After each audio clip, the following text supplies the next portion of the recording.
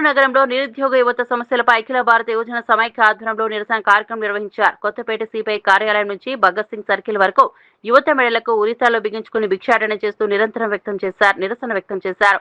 ఈ కార్యక్రమంలో ఏవైఎఫ్ రాష్ట్ర ప్రధాన కార్యదర్శి పరుచూరి రాజేంద్రబాబు పాల్గొని మాట్లాడారు. రాష్ట్రంలో యువతకు ఉద్యోగాలు కల్పించకపోతే నిరుద్యోగ యువతకు ఆత్మహత్యలే శరణ్యంగా మారుతున్నాయని తీవ్ర ఆవేదన వ్యక్తం చేశారు.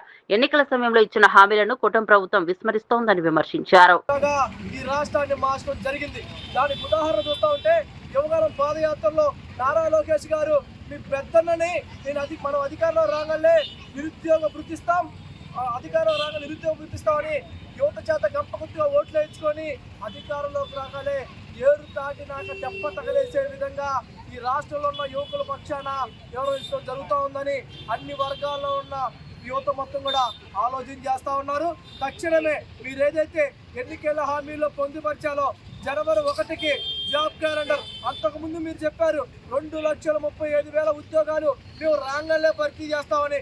ఈ రాష్ట్రంలో భర్తీలు ఎవరికి అవుతున్నాయి అంటే తెలుగుదేశం పార్టీ జెండా పోసిన వాళ్ళకి పదవులు వస్తున్నాయి, కానీ మీకు అధికారంలో తీసుకొచ్చిన యువతకి ఒక్క పదవి కూడా ఇవ్వలేని పరిస్థితిలో ఇప్పుడున్న కూటమి ప్రభుత్వం వ్యవహరిస్తూ ఉంది. ఇప్పుడు పవన్ కళ్యాణ్ గారు చెప్పారు మేము అధికారంలో రాగానే ఉద్యోగాలు వస్తున్నాయి. అయ్యా పవన్ కళ్యాణ్ గారు, మీ పక్కన తిరిగేది మొత్తం యువతే, పక్కన తిరిగేది మొత్తం కూడా యువత. కాబట్టి మీరు తక్షణమే యువతకి పెద్ద పెట్టేయాలంటే వాళ్ళందరికీ ఉద్యోగాలు ఇస్తేనే పెద్ద పెట్టేసినట్టుగా. మీరు సినిమాల్లో డైలాగులు రాజకీయాల్లో కనుక చెప్తే ప్రజలు మిమ్మల్ని క్షమించరని అఖిల భారతీయ జనసమైక్యగా మేము తెలియజేస్తా ఉన్నాం. మోసగాళ్ళు గత ప్రభుత్వం జగన్మోహన్ రెడ్డి గారు పాలన బాగలేదని మీరు ఏదైతే చంద్రబాబు, లోకేష్ గారు, పవన్ కళ్యాణ్ ఈ ముగ్గురు మోసగాళ్ళను మేము అధికారంలో తేవడం జరిగింది.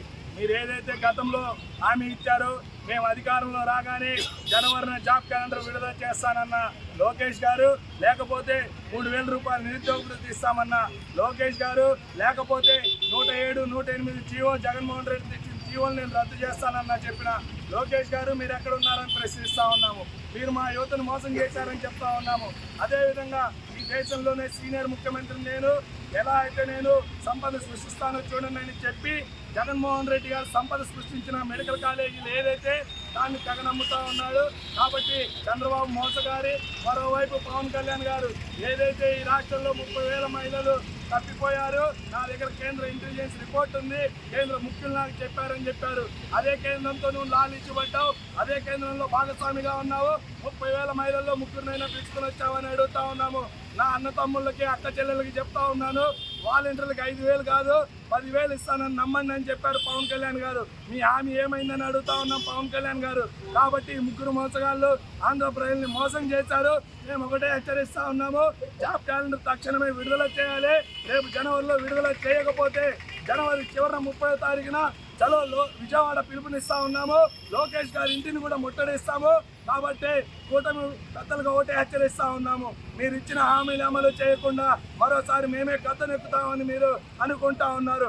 యువతగా హెచ్చరిస్తా ఉన్నాము, మీరు ఇచ్చిన హామీలు అమలు చేయకుండా అధికారంలో రావడం కల్లా.